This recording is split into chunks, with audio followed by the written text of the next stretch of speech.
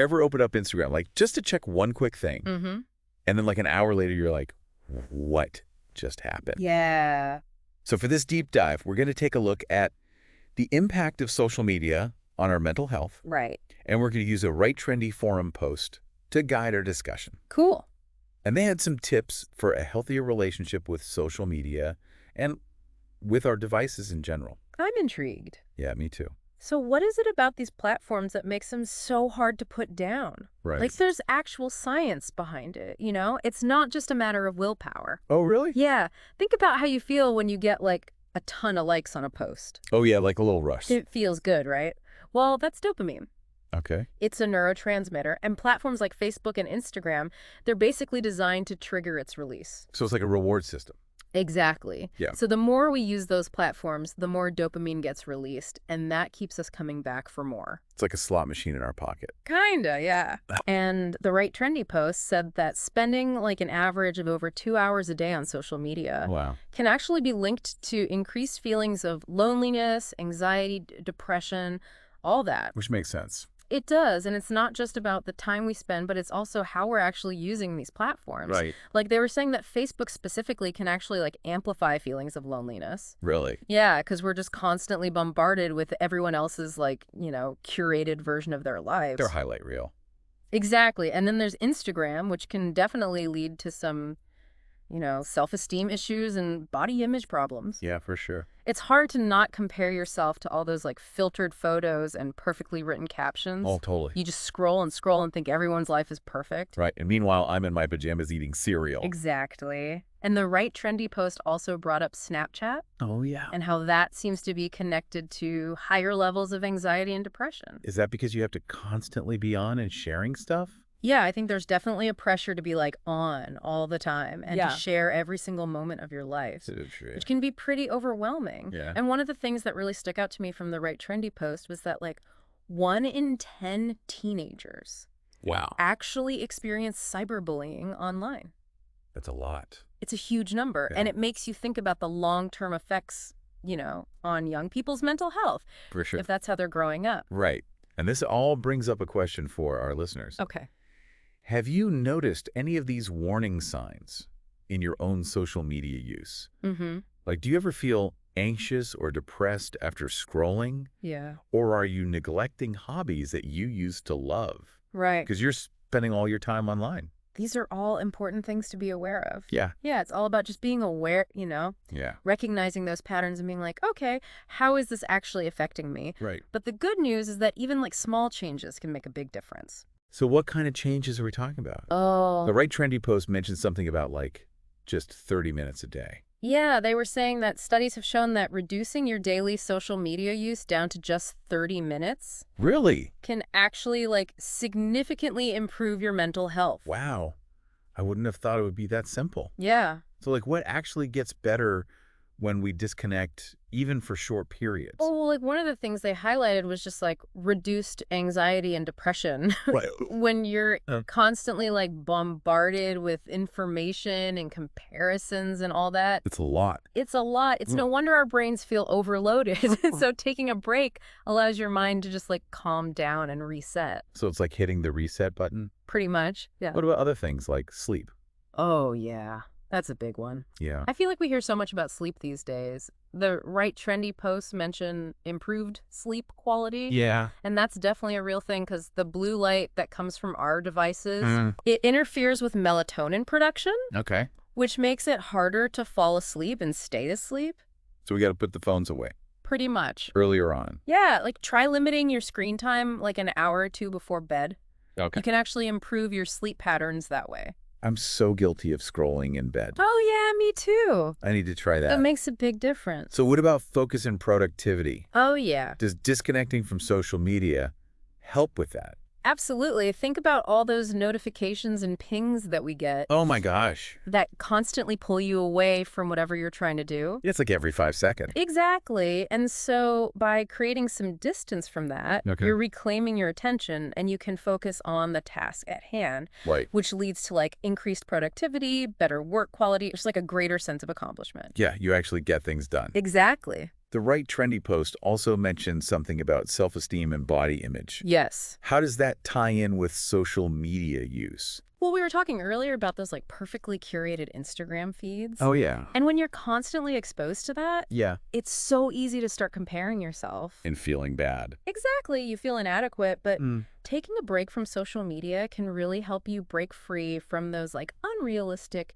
beauty standards and appreciate your own unique qualities. So it's like stepping out of that warped reality, Totally. back into the real world where nobody's perfect. Exactly. So we've talked about the downsides, we've talked about the benefits, Yep. but what about like practical strategies for actually like creating a healthier relationship with social media? Yeah. Did the right trendy post offer any tips for that? They did, actually. And some of them were surprisingly simple. Okay, like what? Well, they recommended setting like daily time limits for scrolling, and you can actually use like built-in features on your phone. Oh, really? Or download an app to track your usage and set those limits. I didn't know that. Yeah, it's a good way to just become more mindful of how much time you're actually spending on these platforms. That's a great idea. Yeah, and they also suggested creating like device-free zones in your home. What do you mean? Like maybe make your bedroom a sanctuary. Oh, okay. Where phones and tablets are just off limits. Yeah. Or have like a rule where everyone puts their phones away during dinner. I love that idea. Yeah, it creates space for relaxation and for genuine connection with the people around you. Right. And just activities that don't involve screens. Yeah, it's like we're reclaiming those spaces. Totally. For real-life interaction. Exactly. What about those digital wellness tools that we were talking about earlier? Oh, yeah, those are great. Yeah. A lot of smartphones actually have built-in features now that track your screen time and allow you to set limits for specific apps. I had no idea. And then there are a bunch of apps you can download that can provide even more detailed insights into your usage patterns. Oh, wow. So it's really valuable information that can help you identify areas where you might want to cut back. I'm definitely going to check those out. Yeah. It's amazing how much our phones can track. I know. And speaking of tracking, the right trendy post also suggested like scheduling regular social media breaks. Yes. Did they elaborate on that at all? They did. Okay. They emphasized the importance of finding like alternative activities to fill those breaks, whether it's like reading, exercising, spending time in nature, or reconnecting with a hobby. Yeah. Those offline experiences are so essential for your mental well-being. Yeah, it's like giving your brain a chance to breathe. Totally. And like reconnect with the real world. Exactly. But let's be honest. Yeah. Reducing social media use is easier said than done. It is. What about all those challenges that come with disconnecting? Right. Like, I think for me, the biggest challenge is FOMO. Oh, yeah. That fear of missing out. Like, it feels like everyone else is constantly connected and having these amazing experiences. Yeah. And I'm like, if I'm not online, I'm going to miss something important.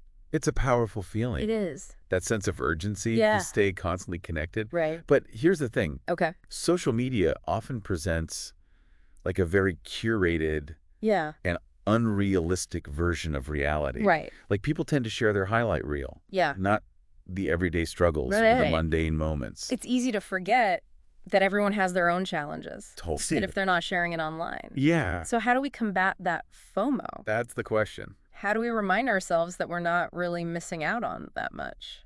Well, one strategy is to just focus on the present moment. Okay. Like instead of worrying about what you might be missing online, just try to fully engage with whatever you're doing in real life. Okay. You know, like pay attention to your surroundings. Connect with the people you're with. Savor the experience. So just be more present. Exactly. But what about the social aspect? Yeah. Like I worry that if I cut back on social media, I'll lose touch with people. That's a valid concern. Yeah. But remember, there are other ways to connect with people that don't involve social media. Okay. Like the right trendy post actually suggested joining clubs or groups that are based on your shared interests. Yeah. That's a great way to meet like-minded people and build genuine connections offline. It's like finding those communities where you can connect with people over things you're passionate about. Exactly. And then, of course, there's always a good old-fashioned phone call. Right. Or like a face-to-face visit. Absolutely. Like just go hang out with your friends. Exactly. And don't underestimate the power of just spending time with loved ones. Yeah. With no distraction. Put away the phones, turn off the TV. Right. And just be present with each other. Yeah, those real-life connections are so important. They are. So as we wrap up this deep dive, What's like the key takeaway for our listeners? Okay. What do we really want them to remember? I think the most important message is that you have the power to choose how you interact with technology. Like, you don't have to be a slave to the scroll. Right. By setting boundaries, becoming more mindful of your usage, prioritizing those real-life connections, you can create a healthier relationship with social media. Right. And reclaim your time and your mental well-being. It's all about finding that balance, right? Exactly. Like, we don't have to ditch social media entirely. No. It can be a valuable tool. It can. For connecting with others, staying informed.